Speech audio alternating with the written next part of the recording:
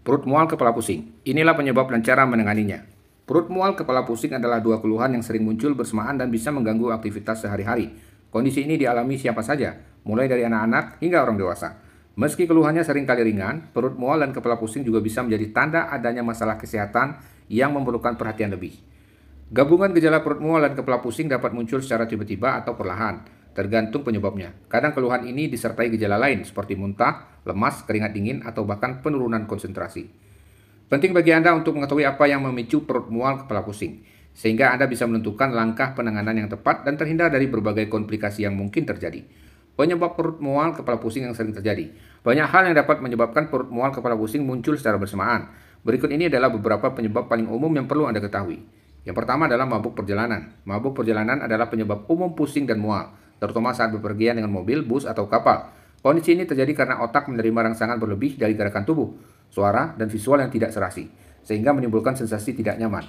Selain perut mual dan kepala pusing, mabuk perjalanan sering disertai keringat dingin, muntah, atau sakit kepala. Anak-anak, wanita hamil, dan orang yang suka membaca atau menatap layar selama perjalanan lebih berisiko mengalaminya.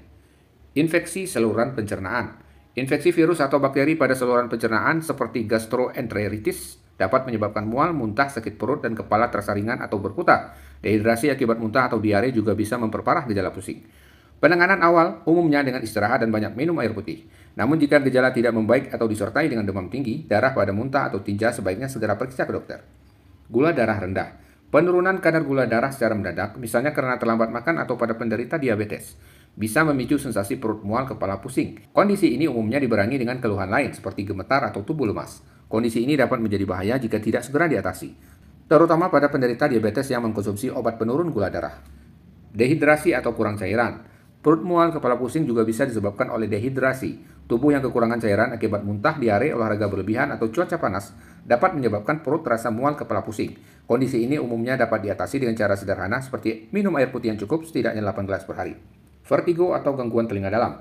Vertigo adalah gangguan keseimbangan yang menyebabkan kepala seperti berputar, seperti mual dan muntah. Penyebab utama kondisi ini adalah gangguan pada telinga bagian dalam, baik karena infeksi maupun peradangan.